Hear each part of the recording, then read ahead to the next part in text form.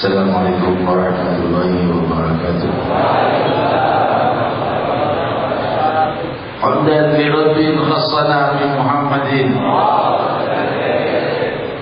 وأحلنا من ظلمة الجهل والتياجل. الحمد لله الذي هدانا بعبده المختار من دعانا إليه بالإذن وقد نادانا لبيك يا من دلنا وحدانا. صلى الله وسلم وبارك عليه وعلى آله. الحمد لله الذي جمعنا في هذا المحضر، والحمد لله الذي جمعنا في هذه المناسبة وبهذا المجلس وفي هذه الليلة المباركة وفي هذا الشهر المبارك. Limpahan puji kehadirat Allah Subhanahu wa Ta'ala yang maha luhur, maha raja langit dan bumi, maha melimpahkan anugerah sepanjang waktu dan zaman. Limpahan anugerah yang fana dan anugerah yang abadi.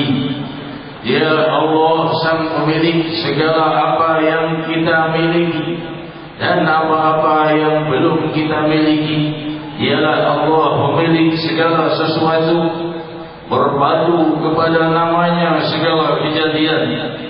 Berawal dari keagungan nama Allah segala kehidupan, hingga semua yang ada di permukaan bumi dan di langit, di alam yang zahir dan di alam yang batin, di alam dunia dan di alam akhirat.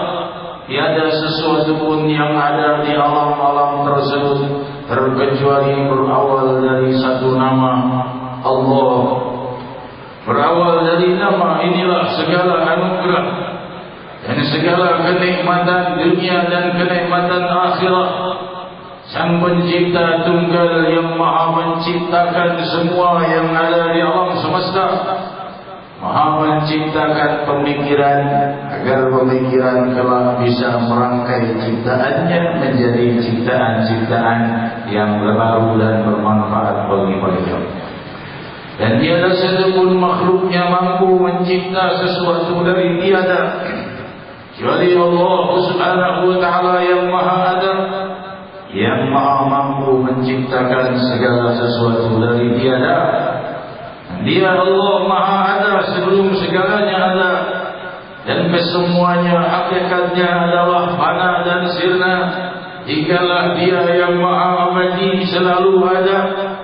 Dan ketahuilah hadirin hadirat, ya Allah itulah maha setia kepada hamba-hambanya. Tidak ada yang lebih setia dari Allah. Semua hubungan tidak ada yang lebih dekat dari hubungan antara Allah dengan makhluknya. Karena dia Allah menamakan dirinya Al-Qarib, yang maha dekat, berarti lebih dekat kepada semua yang dekat.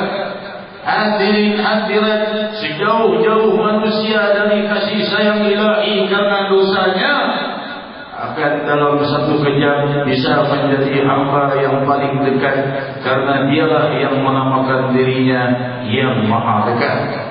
Maka merugilah manusia yang melewati jutaan nafasnya sepanjang usianya lepas dari sang maha dekat, dan dia selalu berpaling dari yang maha dekat kepadanya, yang menawarkan pengampunan, menawarkan anugerah, menawarkan surga, dan dia selalu berpaling mencari kejauhan dari Allah, mencari kemurkaan Allah, mencari kehinaan yang sesuatu yang hina di hadapan Allah. Inilah ia lewatkan kehidupannya sejak ia lahir dan dewasa. Dia lewatkan hari-harinya dengan hal-hal yang hina. Sampai kapan dia akan membenahi dirinya? Sang maha bersabar terus bersabar, dan dialah yang maha bersabar melebihi segenap semua yang bersabar. Namun sampai kapan kita akan merugikan usia kita? Berapa detik? Yang satu detik kita bisa semakin dekat kasih sayang Allah kepada kita, pengampunan, pengangkatan derajat, dan cinta, keridhaan Allah Subhanahu wa Ta'ala, dan cinta. Jika Allah sudah ridha pada satu hamba, maka ia mencintai Allah. Jika ia dicintai Allah, maka Allah perintahkan seluruh alam semesta mencintainya. Ila Allah 'abdan nada Jibril, ya ahla sama' inna Allah qad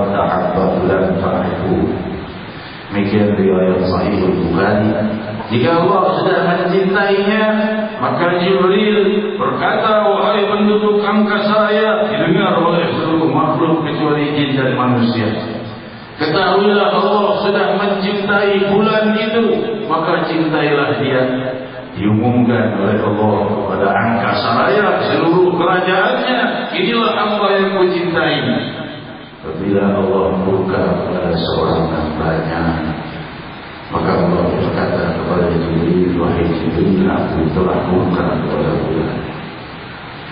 Maka Jibril berkata, ya ahla sama, inna Allah qad abghadha fulan fa'abghiduh. Wahai penduduk angkasa raya, kerajaan milik Allah Subhanahu wa taala, Allah telah murka kepada bulan, maka murkalah kepadanya. Langit dan bumi melaknatnya. Beruntung orang-orang yang kembali kepada kasih sayang Allah Ta'ala. Semoga Allah jadikan aku dan kalian hamba yang dicintai Allah. Pastikan seluruh nama ini orang yang kau cintai dalam dunia dan akhirat. Seraya berfirman dalam hadis qudsi, ya ibadi inni haramtu dzulma ala nafsi waja'altu bainakum muharraman fala tadhalamu. Wahai hamba-hambaku, kujadikan perbuatan jahat haram bagi diriku, kata Allah. Lalu kuharamkan pula untuk kalian. Aku mengharamkannya pada zatku, kata Allah, pada diriku. Lalu aku melarang kalian pula berbuat kejahatan. Fala tadhalamu, maka janganlah kalian saling berbuat jahat.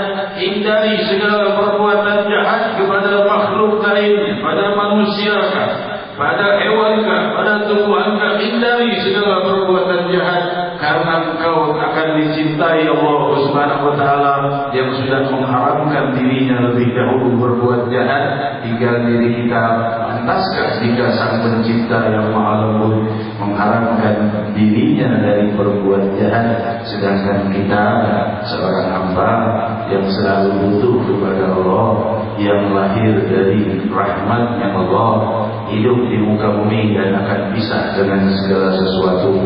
Pantaskah kita masih juga belum mencerai perbuatan jahat? Hadirin hadirat, semoga aku dan kalian dijauhkan Allah dari segala perbuatan jahat, bimbing dan diberi kekuatan untuk terus terhindar dari melakukan hal yang jahat. Alangkah indahnya sebuah Allah, janganlah kalian saling berbuat jahat dan zalim.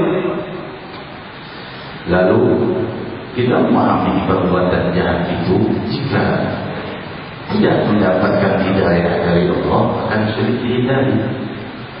Maka Allah mengetahui itu dan meneruskan firman-Nya, ya ibadi kullukum dhalun illa man hadaituhu fastahduni ahdikum. Hamba-hambaku kalian semua tidak tahu dan dalam kesesatan dan dalam ketidakpahaman dan dalam kejahilan, kejahatan dan kegelapan. Dhalun illa man hadaituhu, kecuali yang kuberi petunjuk. Kalian tidak bisa melihat kecuali yang kuberi mata. Kalian tidak bisa berpikir kecuali yang kuberikan pemikiran.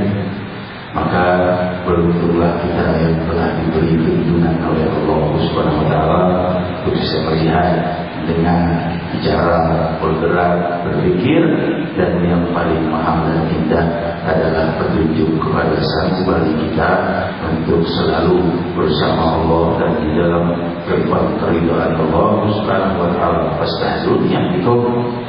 Jika kita merasa masih kurang petunjuk dari Allah, Allah berkata, fastahduni, mintalah petunjuk kepada aku, akan memberi kalian petunjuk. Tunjuk kemudahan membuka jalan kehidupan kalian untuk mencapai kesempurnaan hidup dunia dan akhirat. Dalam permasalahan dunia, dalam permasalahan akhirat, dalam permasalahan lahir ataupun batin. Fastahduni ahdikum. Mohonlah petunjuk padaku, beri petunjuk kepada kalian. Hadirin hadirat, di sini Allah mengundang sanubari kita untuk selalu berdoa kepada Allah, memohon petunjuk. yang dengan itu Allah membimbing hari-hari kita agar selalu dalam petunjuk.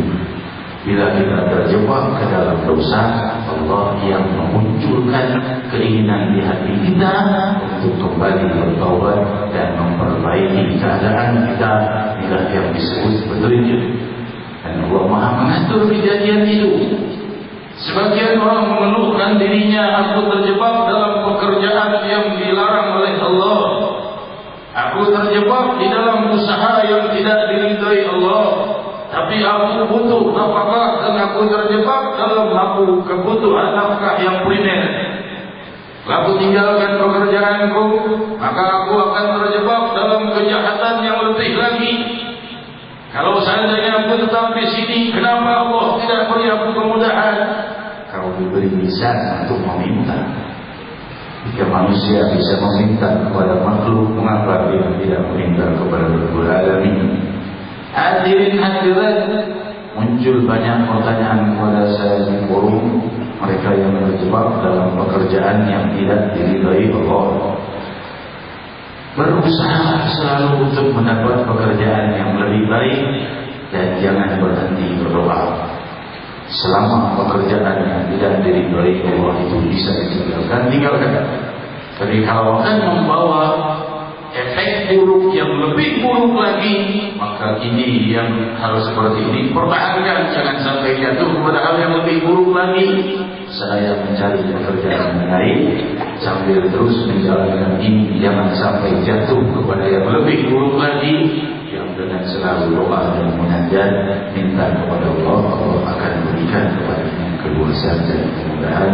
Itulah janji Rabbul Alamin sebagaimana firman-Nya ya ibadi innakum tukhti'una bil-laili wan-nahar wa ana aghfiru dhunuba jami'a fastaghfiruni aghfir lakum ya ibadi kullukum ja'iun illa man at'amtuhu fastaghfiruni aghfirkum ya ibadi kullukum 'amalun illa man kasawtuhu fastaghfiruni aghfirukum.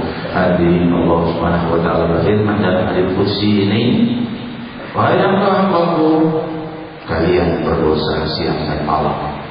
Innakum tukhti'una bil-laili wan-nahar. Yang Maha melihat semua perbuatan dosa kita. Tidak ada yang tersembunyi dalam penglihatan ilahi.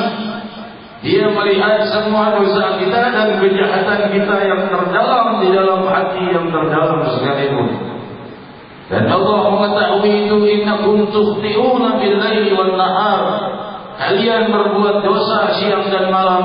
Wa ana aghfiru dzunuba jami'a. Dan akulah sang Maha pengampun segala dosa. Fastaghfiruni aghfir lakum. Beristighfar, mohon pengampunan dosa padaku, ku ampuni dosa kalian. Dekat yang lebih indah darinya. Sudah tahu kita berbuat salah siang dan malam, ditawarkan pengampunan. Hadirin hadirat yang dimuliakan Allah, wahai hamba-hambaku, kata Allah, kullukum ja'i'un illa man at'amtuhu fastaghfiruni aghfirkum. Kalian semua ini tidak mempunyai pangan kecuali yang kuberi rizki untuk mendapatkan pangan, maka mohonlah padaku akan kulimpahkan pangan pada kalian. Maksudnya apa? Pangan di sini bisa menjadi makanan yang zahir atau yang batin. Makanan yang kita usaha sendiri dapat makanan tidak perlu doa. Sebagian orang berkata demikian, tetapi bisa saja makanan yang berkat usahamu sendiri tanpa doa itu membawa mudarat bagi dirimu. Barangkali akan menyebabkan penyakit kau makan jenis makanan ini, tambah makanan ini, efek buruknya pada tubuh jadi lumpuh kah, jadi stroke kah, jadi penyakit lainnya. Kenapa? Karena ia tidak berdoa kepada Allah dalam mengambil makanannya. Maka makanan yang datang kepadanya bukan membawa manfaat, tapi membawa mudarat. Karena tidak meminta izin dari Sang Pencipta. Fastaghfiruni aghfirkum. Mohon kepadaku makanan, kuberi kalian makanan. Allah sudah siapkan bumi, hewan hewan, tumbuhan, matahari, hujan, ini semua sudah diberi oleh Allah tanpa perlu kita minta lagi. Tapi mintalah kepada Allah kemuliaan dari makanan itu. Allah akan berikan kemuliaannya. Makanannya sudah ada, pangannya sudah ada, tapi kalau kemuliaannya tidak diminta dan kebetulan tidak diberi oleh Allah kemuliaan itu kecuali dengan meminta, rugilah kita. Hadirin hadirat, kullukum 'amun ila man kasabtum fastaghsuni nafsikum. Wahai hamba-hambaku, kalian tidak mempunyai sandang apa-apa, tidak rumah, tidak sandal, tidak pakaian, tidak apapun kecuali yang kuberi. Mintalah kepadaku, akan kuberi kalian. Tidak terlalu jauh penjelasannya dari yang pertama, bahwa pakaian itu bisa berubah menjadi pakaian yang kita pakai, bisa juga bermakna pakaian yang batin, yaitu menutupi aib kita, menutupi dan melindungi kita dari sihir, dari fitnah, dari kejahatan, dari terbongkarnya aib-aib kita dan fitnahnya kita. Itu semua terlindungi dengan pakaian ilahiyah. Mohonlah kepada sang pemiliknya. Hal seperti itu akan sulit kita perbuat dan kita dapatkan kecuali jika diberi oleh Allah. Hadirin hadirat, siapa orang bisa terhindar dari fitnah? Orang paling baik pun Nabi Muhammad SAW terkena fitnah. Namun permasalahannya bukannya difitnah atau tidak difitnah, tapi efek yang muncul setelah fitnah, itulah yang berbahaya. Ada orang dapat fitnah kecil saja, tapi fitnah kecil itu menghancurkannya. Ada orang yang terkena fitnah besar, tapi tidak berdaya apa-apa fitnah besar itu. Kenapa? Karena ada Sang Maha Pelindung yang melindungi. Hadirin hadirat yang dimuliakan Allah, Nabi SAW dihantar fitnah yang sangat besar dan selalu muncul fitnah seperti itu. Beliau mempunyai putri tercinta Sayyidatuna Fatimah Az-Zahra radhiyallahu anha wa ardhaha, sehingga dikatakan kepada beliau, fitnah untuk beliau itu bahwa beliau itu abtar, tidak punya anak lelaki, putus keturunannya, anak-anaknya cuma anak perempuan. Keji sekali ucapan itu. Yang menjawab, Allah inna atainaka al-kautsar, sungguh kami memberimu telaga al-kautsar. Atainaka al-kautsar fasalli li rabbika wanhar inna syani'aka huwal abtar. Sungguh yang mengatakan kau itu putus keturunannya, dia yang putus keturunannya. Keturunan sang Nabi ada sampai sekarang 14 abad yang silam. Hadirin hadirat yang dimuliakan Allah, menunjukkan perlindungan ilahi dalam memberi kita pakaian yang melindungi kita dari fitnahkah, dari sihirkah, dari kejahatankah, dari segala hal-hal yang merusak kita. Ini bila kita dapatkan dari Allah, maka akan beruntung dan mudahlah kehidupan kita. Hadirin yang dimuliakan Allah, Allah tadi berfirman, "Fastaghsuni nafsikum." Mohon padaku pakaian itu, akan beri kalian pakaian itu. Semoga Allah memakaikan kita penjagaan dari segala fitnah, penjagaan dari segala musuh-musuh kita, dan penjagaan dari orang-orang yang menginginkan kehancuran bagi kita. Semoga Allah memakaikan pakaian perlindungannya, pakaian rahmatnya, pakaian pengampunannya, pakaian keberkahannya, pakaian kebahagiaannya dunia dan akhirat. Ya ibadi, innakum lan tablughu dhurri innakum lan tablughu naf'i fatanfa'uni wa lan tablughu dhurri fatadurruni.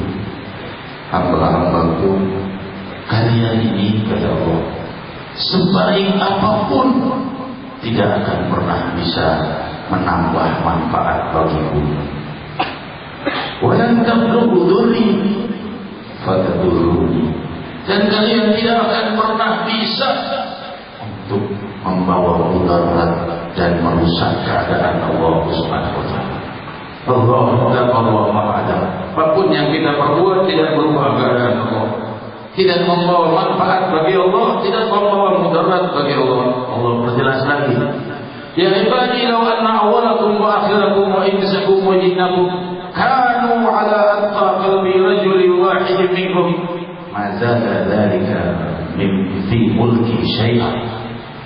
Wahai hamba-hambaku, jika berkumpul seluruh jin dan manusia di antara kalian yang pertama hingga yang terakhir, dan kesemuanya mempunyai hati yang bertakwa dan baik, tidak satupun yang berbuat jahat, tidak bertambah kerajaanku sedikit pun. Ya ibadi, law anna awwalakum wa akhirakum wa insakum wa jinnakum kanu ala afjari qalbi rajulin wahidin minkum ma naqasa dzalika min mulki syai'an. Wahai hamba-hambaku, jika seluruh kalian jin dan manusia yang pertama dan yang terakhir semuanya jahat dan tidak mempunyai sifat baik sedikit pun, tidak berkurang kerajaanku sedikit pun. Ya ibadi, law anna awwalakum wa akhirakum wa insakum wa jinnakum qamu fi sa'idin wahidin fasa'aluni fa'ataitu li kulli wahidin mas'alatan ma naqasa dzalika mimma 'indi illa kama yanqusul mikhyat idza udkhila al-bahr.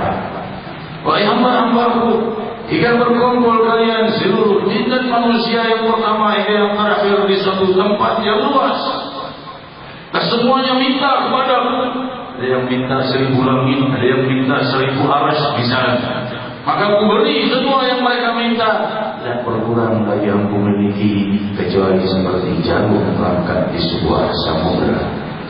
Hadirin hadirat, ialah Allah yang menawarkan kepada kita doa dan munajat yang tidak berkurang dari miliknya, walaupun Dia melimpahkan semua yang kau minta. Maka oleh sebab itu berdoalah dan Dia akan memberimu lebih dari yang kau minta. Dan Dia Allah Subhanahu wa taala memberikan apa yang kau inginkan atau yang lebih baik daripada apa yang kau inginkan. Inilah rahasia kedermawanan ilahi yang sering disalahpahami oleh orang dengan menganggap tiap kali aku berdoa Allah tidak pernah memberi. Demi Allah, jika ia sudah berhadapan dengan Rabbul Alamin, melihat anugerah-anugerah yang diberi Allah karena doanya tidak dikabulkan, sungguh ia akan bersujud syukur ribuan tahun kepada Allah atas apa yang Allah berikan lebih daripada apa yang dia minta. Hadirin hadirat yang dimuliakan Allah, sampailah kita kepada hadis mulia dari mana Rasul sallallahu alaihi wasallam memberikan penjelasan kepada kita al-halal bayyin wal haram bayyin. Wa bainahuma musyabbahat. Hal yang halal sudah jelas kata Rasul. Hal yang haram sudah jelas. Di antara keduanya ada hal-hal yang syubhat. La ya'lamuha katsirun minan nas. Kebanyakan orang tidak tahu ini hal-hal yang syubhat. Mana hukumnya, halalkah, haramkah atau halalkah? Masih dijadikan ikhtilaf dan perdebatan. Tidak jelas halal dan haramnya. Maka Allah Subhanahu wa taala sallallahu alaihi wasallam meneruskan, "Faman ittaqa syubhat istabra li dinihi wa irdihi." Barang siapa yang menghindari perbuatan yang syubhat, syubhat itu tidak jelas halal dan haram. Ini haram atau halal ya? Saya beli makanan ini haram atau halal ya? Ini syubhat. Tapi jangan sampai syubhat itu terbawa kepada sifat was-was. Tidak boleh begitu. Masuk ke rumah tamu, bertamu, diajukan makanan ini, makanan ayam, halal tidak ya? Sembelih itu tidak. Jangan seperti itu. Kecuali kalau kita betul-betul masuk ke restoran orang-orang non-muslim, bisa curiga makanan yang ada di situ bisa syubhat semua. Kenapa? Karena barangkali tersentuh dengan hal-hal yang dilarang di dalam Islam. Itu syubhat semua. Kalau sudah kelihatan jelas makanan haram itu ada, jelas haram. Tapi kalau seandainya tidak bisa kita buktikan kehalalannya 100% karena di restoran itu banyak makanan-makanan yang dilarang di dalam Islam, tidak tahu apakah terkena piringnya, apakah terkena sendoknya, apakah pakai dengan minyaknya dan lain sebagainya. Syubhat. Haram bukan, halal bukan. Faman ittaqa syubhat istabra li dinihi wa irdihi. Barang siapa yang menghindari hal-hal yang syubhat ini, dia telah menyucikan dirinya daripada untuk agamanya, dan untuk dirinya ia sudah mensucikan dirinya dan mensucikan harga dirinya di hadapan Allah. Wa man waqa'a fi syubhat yushiku ayyubi'ahu. Barang siapa yang jatuh kepada hal-hal yang syubhat, maka makanan, maka minuman, karra'i haulal himam, sebagaimana menggembala di dekat dengan batas larangan. Kenapa menggembala di tempat batas larangan? Cari tempat-tempat yang jauh dari batas larangan. Itu maksud sama Nabi. Karra'i haulal himam, bukan dirinya, tapi gembalaannya ini bisa melewati batas larangan dan dia akan terkena hukuman. Maksudnya syubhat itu sangat dekat dengan haram. Kenapa tidak di posisi yang halal saja? Jangan masuk ke tempat yang dekat dengan batas larangan. Ra'i yarahul himam yushiku ayyuhi'ahu. Seperti menggembala yang menggembala di dekat batas larangan. Bisa saja dia jatuh, terkena, terinjak ke tanah larangan dan terkena hukuman. Ala wa inna likulli malikin himam. Rasul berkata, sungguh ketahuilah setiap penguasa itu mempunyai batas larangan. Apa batas dan pagar larangannya? Inna himallahu ala wa inna himallahi maha himallahu fi ardihi mahalimuhu. Batas larangan-larangan Allah di muka bumi yang miliknya ini adalah hal-hal yang diharamkan oleh Allah. Rasulullah SAW menyampaikan hadis ini agar kita berpikir, jangankan berbuat yang haram, yang syubhat pun usahakan kita mensucikan diri dari hal yang syubhat. Semoga Allah menghindarkan kita dari hal-hal yang haram. Semoga Allah menjaga pribadi kita untuk jauh dari hal-hal yang haram. Jika sulit ada di antara kita sulit untuk menjalankan hal-hal yang halal, selalu terjebak pada hal yang haram, permudahlah wahai Allah agar kami selalu berada pada hal yang halal dan kau ridhai. Ala wa inna bil jasadi mudghah. Rasul meneruskan hadisnya, ketahuilah di dalam tubuh itu ada segumpal daging, maksudnya satu bongkar daging. Idza salahat salahal jasad kullu wa idza fasadat fasada jasad kullu. Kalau seandainya segumpal daging itu baik, maka baik seluruh tubuhnya. Kalau buruk seluruh tubuhnya. Apa itu? Allah yang qalb. Gumpalan daging yang dimaksud kata Rasul adalah hati. Hati sanubari ini seakan hanya gumpalan daging saja. Tapi kalau hati seseorang isinya penuh dengan kebaikan, seluruh tubuhnya baik, ucapannya baik, perbuatannya baik, tingkah lakunya baik. Ketika jiwanya penuh dengan kehinaan, ucapannya hina, perbuatannya hina, dan tingkah lakunya hina. Hadirin hadirat, oleh sebab itu Nabi SAW memberikan langsung kepada ujung daripada dasar pembenahan perbuatan kita, pembenahan kehidupan kita.